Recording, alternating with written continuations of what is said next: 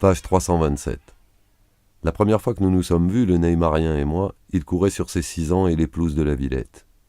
1 an plus tôt, après constat de fiasco, rupture à répétition et séparation, Emma était retournée chez sa sœur et je m'étais installé chez la mienne, à Corentin-Cariou. 2008. La mère du petit et moi commençons de fricoter. On s'essaie, on va à l'hôtel, ou alors je pars de chez elle à Montreuil au petit jour avant que l'enfant ne se réveille. Jeune, on s'aime vite mais met parfois du temps avant de baiser. Quadra, on couche direct mais réfléchit avant de se déclarer. J'ai beau vieillir, trouver que je m'améliore humainement, je ne suis toujours pas très rassurant. C'était un dimanche après-midi ensoleillé. Je passais en somme le premier test, en rencontrant dans la même foulée l'enfant et la meilleure copine de sa mère. Comme moi à son âge, il avait hâte d'être grand, d'en finir avec sa condition de mouflet. Déconneur, astucieux et vif, il avait d'après sa mère toujours eu ce regard grave. Pas triste, grave. Il pratiquait encore un peu le judo pour lui faire plaisir. Mais Qatari Sport Investments allait s'offrir PSG, Ibra, Bein, et donc les enfants de Montreuil, où j'allais bientôt avec sa mère et lui venir habiter. Je deviens beau-père, son beau-père, et lui mon très beau-fils. On me demande des nouvelles de mon fils. Chaque fois je sursaute. Impossible de l'appeler ainsi. Je préfère qu'on dise que je suis son beau-père plutôt que son père.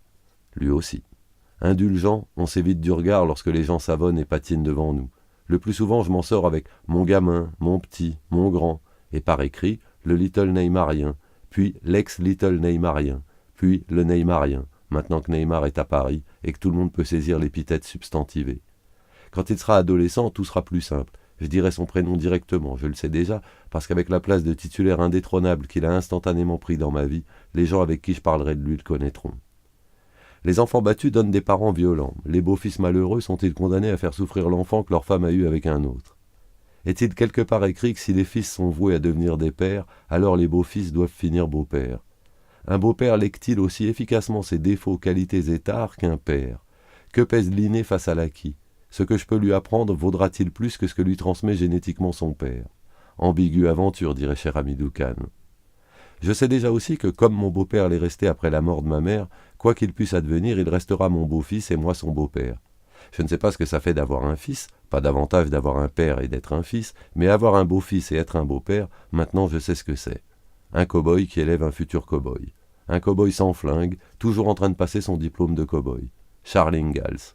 Sous les yeux toujours plus exigeants d'un beau-fils correcteur impitoyable et constant, qui attend vos erreurs, ses nouvelles conquêtes. Un enfant, c'est un délégué syndical qui a besoin que vous soyez un vrai patron rigide et juste pour pouvoir vous reprocher de l'être, ou de ne l'être pas assez. Fallait pas aimer une femme qui a un enfant si c'est pour ne pas être capable d'être un bon beau-père. S'élever contre vous et grâce à vous pouvoir devenir un efficace gréviste et vous tuer à la fin comme un père. Les parrains mafieux mettent leur progéniture à l'école Cato, visant l'intégration sociale, l'officialisation par la légalisation des affaires et la notabilité. Après avoir blanchi, ils investissent, versent aux bonnes œuvres, deviennent des personnalités en vue avec un portefeuille de business à faire croître et prospérer, et à ce titre ont besoin d'héritiers formés dans les meilleurs établissements privés. Moi qui n'ai rien d'un caïd du crime organisé, qui manque cruellement d'ambition sociale, qui ne rêve même plus d'être le numéro 10 des lettres françaises, qui n'ai même pas pour m'achever le portrait le permis de conduire, que puis-je, que dois-je, à quoi puis-je prétendre, que devrais-je souhaiter et espérer pour mon beau rejeton en guise de scolarité? Dois-je le laisser m'imiter ou au contraire l'aider à ne pas me ressembler, exacerber mes défauts et traits dominants pour les lui rendre insupportables, repoussants? Puis-je exercer quotidiennement aux yeux du monde ma fonction de moqueur soulageur et lui reprocher de déconner, d'avoir de l'esprit et trop de répartie? Puis-je lui mentir? Est-ce réellement triste, moche et méprisable de manipuler un gamin pour qu'il accomplisse et réalise nos rêves et ambitions frustrés?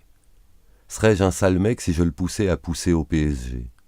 Dois-je culpabiliser lorsqu'en songe, je deviens son exclusif coach de futur gardien parisien, le seul en qui il aurait confiance, celui que l'entraîneur consulterait secrètement, que les médias et agents essaieraient en vain d'approcher, refusant naturellement d'être payé par le club pour conserver une totale indépendance, qui avec son poulain passerait les journées de repos à regarder des buteurs en vidéo, voyagerait avec lui pour étudier les écoles de gardiens à travers le monde, avec toutes les nouvelles nations démographiquement et mécaniquement appelées à compter, des techniques originales vont émerger, des positions préférentielles évoluer.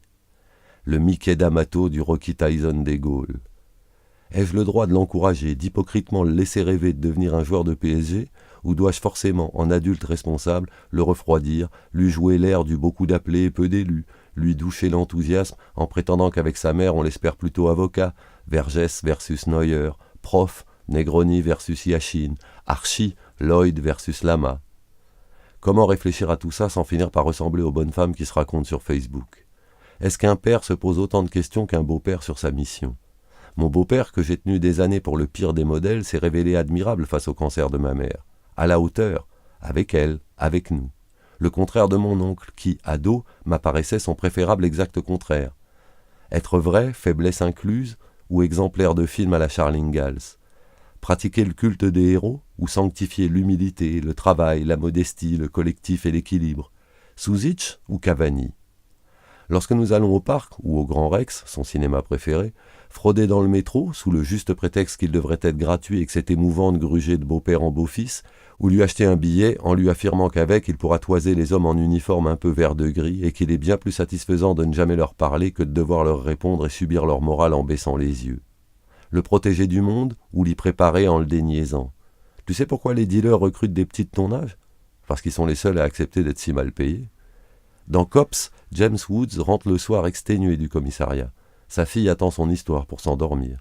Il lui raconte sa journée, les interrogatoires de vermine, les cicatrices des travelots, la misère qu'on lui demande de fluidifier. Sa femme trouve qu'il a tort de ne pas la laisser rêver comme une gamine de son âge.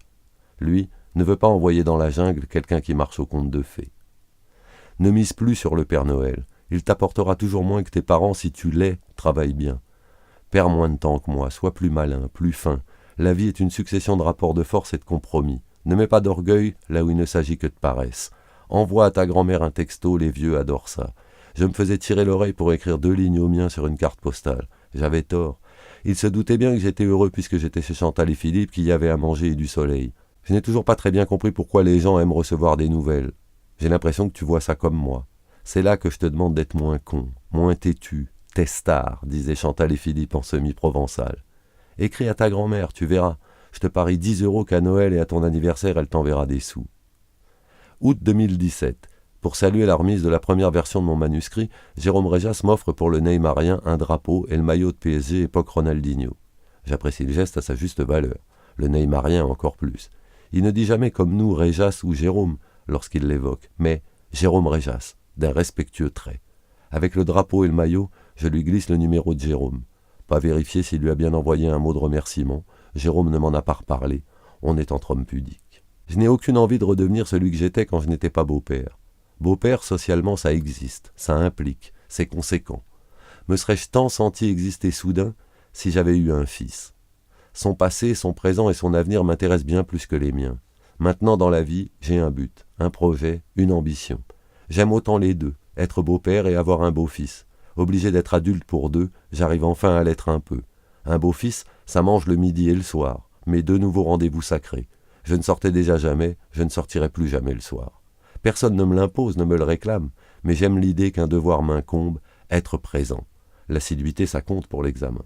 Haricots verts et pommes dauphines, kebab ou tacos, mais pas plus d'1 fois par semaine. Pizza en regardant le foot à la télé, les matchs de PSG et ceux de l'équipe de France seulement, fruit d'une négociation avec sa mère. Costaud de constitution, il raille ma minceur, lui qui sans le savoir humainement m'épaissit.